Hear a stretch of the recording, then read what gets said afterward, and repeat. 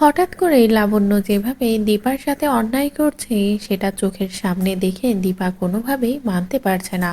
দীপা বুঝতেই পারছে না এই সেই লাবণ্য সেনগুপ্ত যাকে দীপা মা বলে ডাকে, কে যে কিনা পুরো পরিবারের বিরুদ্ধে গিয়ে দীপার পাশে দাঁড়িয়েছিল, দীপাকে সবসময় সাপোর্ট করেছিল আর সোনা রূপাকে কখনো দূরে সরায়নি। সেই লাবণ্য সেনগুপ্ত কিনা আজকে শুধুমাত্র মিষ্টার ছেলেকে পেয়ে সবটা ভুলে গেল, সোনা রূপাকেও এভাবে দূরে সরিয়ে দিল।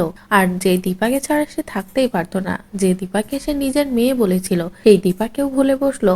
এই সবকিছু ভেবেই দীপার কষ্টের শেষ নেই। দীপার একটাই কথা, সবকিছু যখন এভাবেই বদলে গেল তাহলে তো আর আমার এই বাড়িতে থাকার দরকার নেই।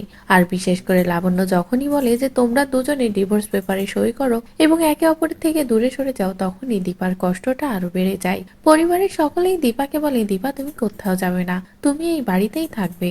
কিন্তু দীপার একটাই কথা, যে বাড়িতে আমার সম্মান নেই, আর সব থেকে বড় কথা এই বাড়িটা যার সে নিজেই যখন চায় না আমি এই বাড়িতে থাকি, তাহলে এখানে থাকার আর কোনো মানেই হয় না। আর বারবার তো আমার দুই মেয়ের দিকেও আঙুল তোলা হচ্ছে, আমি চাই না যে ভবিষ্যতেও আমার দুই মেয়েকে এই বাড়িতে থেকে নতুন কোনো বিপদে পড়তে হোক, তার কারণে আমি নিজেই এই বাড়ি ছেড়ে চলে যাব বলেই স্বইচ্ছায় সবাইকে ছেড়ে দীপা বাড়ি থেকে বেরিয়ে যায়। অন্যদিকে অর্জুন তো আছে পথে পথে শুধুমাত্র দীপার খোঁজে, কোথায় আছে দীপা, কোথায় গেলে সে একটু দীপার খবর পাবে। এমনকি দীপা যেখানে মন খারাপ থাকলে যায়, যে মন্দিরটাতে সবসময় যায়, সেখানেও চলে যাচ্ছে অর্জুন শুধু দীপার স্মৃতি মনে করার জন্য।